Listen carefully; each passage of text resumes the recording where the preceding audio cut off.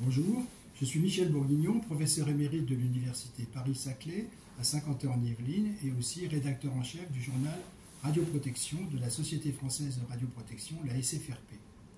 J'ai eu le plaisir, avec Valérie Chambret, directrice de la SFRP, de coordonner ce numéro des Annales des mines, responsabilité et environnement, qui est consacré au rayonnement ionisant, leurs risques et leur gestion.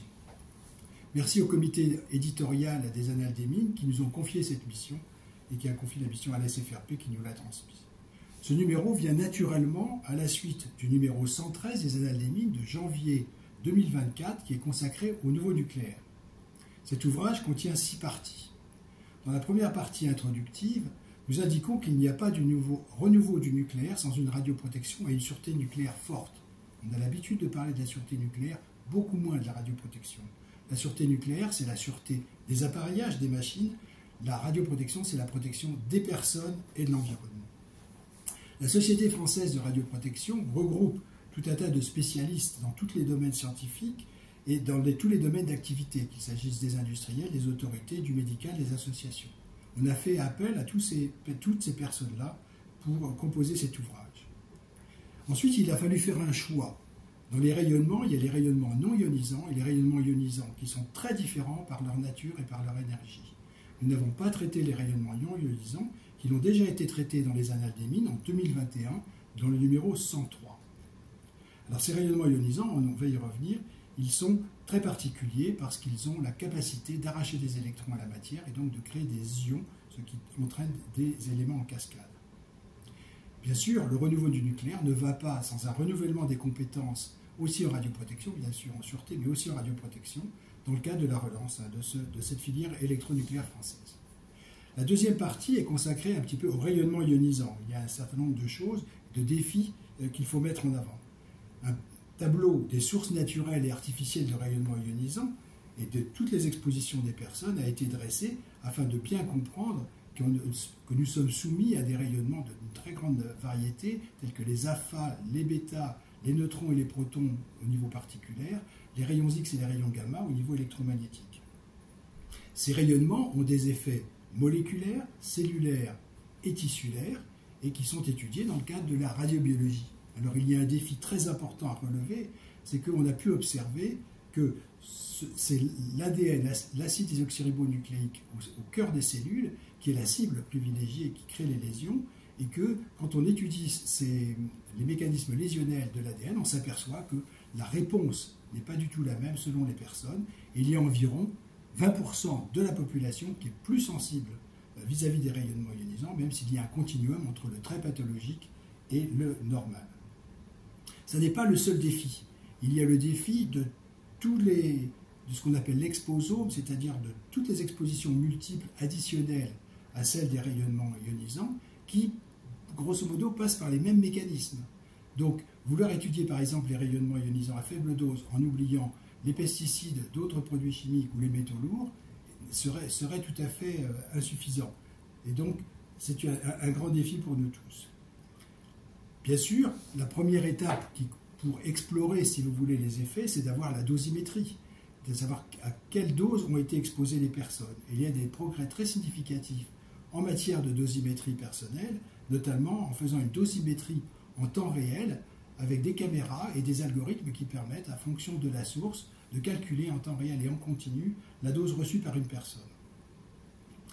À côté de la dosimétrie externe, quand la source de rayonnement est externe, et bien sûr, il y a la dosimétrie interne, l'exposition interne, qui est donnée par des radionuclides qui ont été émis dans l'environnement ou dans le laboratoire et qui peuvent contaminer les personnes. Alors, les faibles doses ont des effets, et pour vraiment les chiffrer, eh bien, les épidémiologistes, les grandes études de la survenue des maladies, si vous voulez, sont là pour ça. Mais ces études ont la faiblesse, c'est qu'elles ne permettent pas de déterminer la causalité des rayonnements ionisants. Ça permet de déterminer le pourcentage de maladies dans une certaine population, essayer de relier cela avec la dose de rayonnement, mais ça ne donne pas pour autant la causalité. La troisième partie de cet ouvrage concerne des aspects internationaux et réglementaires.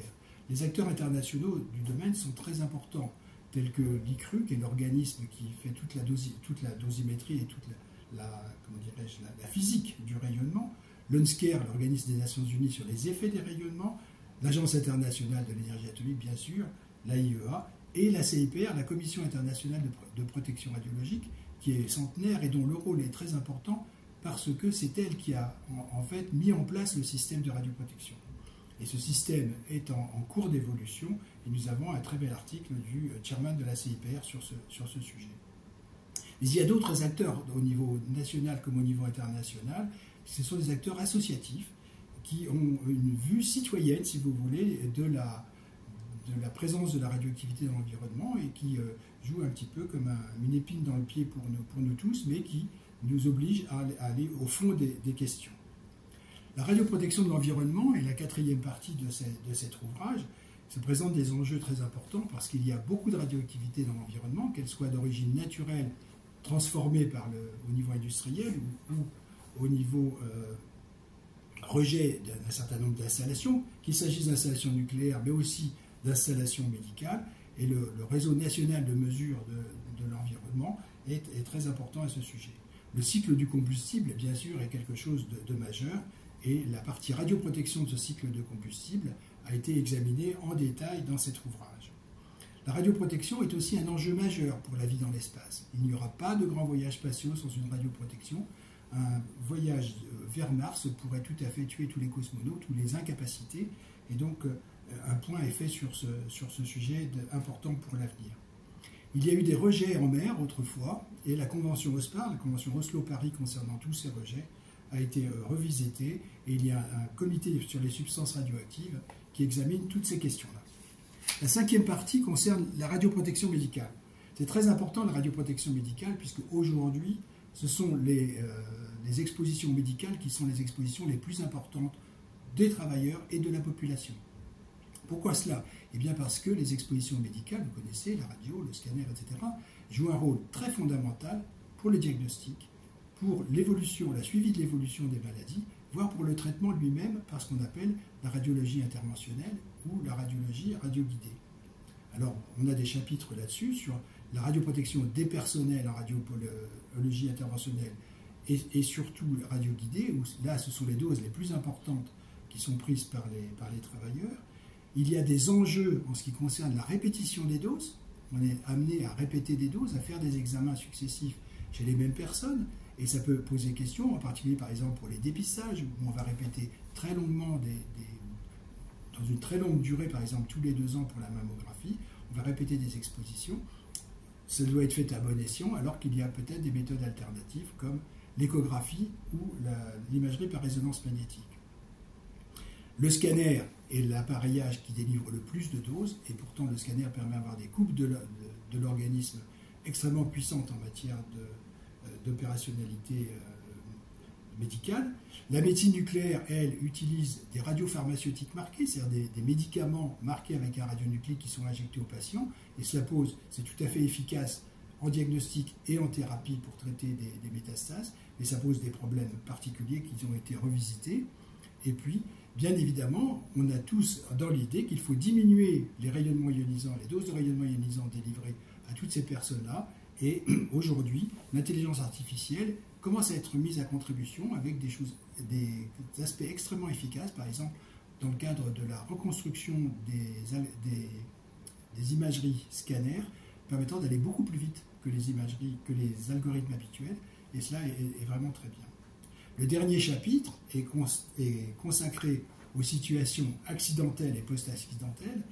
Le premier accident dont nous parlons, et qui est un véritable défi, est celui des accidents de radiothérapie. Nous avons eu la malchance d'avoir à Épinal, en 2006, un événement le plus important du monde en matière de radiothérapie, avec plus de 2000 personnes concernées sur 20 ans, et il est important de faire le point sur la façon dont la radiothérapie doit être faite en prenant en compte la radioprotection des patients.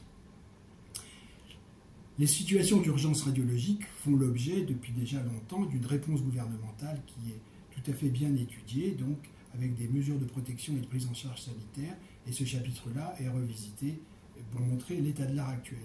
Du côté de l'armée et du service de santé des armées, eh bien, il y a une radioprotection qui est effectuée dans le cadre de la dissuasion nucléaire, et c'est le service de protection radiologique des armées qui en est responsable. Nous savons tous qu'il y a eu des accidents nucléaires importants, comme à Tchernobyl et Fukushima, et la gestion post-accidentelle de ces conséquences d'un accident nucléaire fait l'objet d'un CODIRPA, un CODIR post-accidentel, qui met en œuvre et qui propose et met à jour les mesures qu'il conviendrait d'utiliser, car la probabilité d'accident n'est jamais nulle. Et le dernier chapitre de cette 6e partie, ce sont les conséquences sociétales de ces accidents nucléaires et le processus de co-expertise comme mécanisme de résilience de la situation post-accidentelle. Et c'est quelque chose de très fondamental en matière d'acceptabilité du nucléaire au sens large. Donc j'invite tous les lecteurs à découvrir ce numéro extrêmement riche qui montre la variété des expositions au rayonnement ionisant des travailleurs, de la population, du public et de l'environnement, avec tous les problèmes spécifiques qui y correspondent. Merci à tous les contributeurs qui ont permis de la réalisation de cet ouvrage et merci encore au comité de rédaction des Annales des Médias.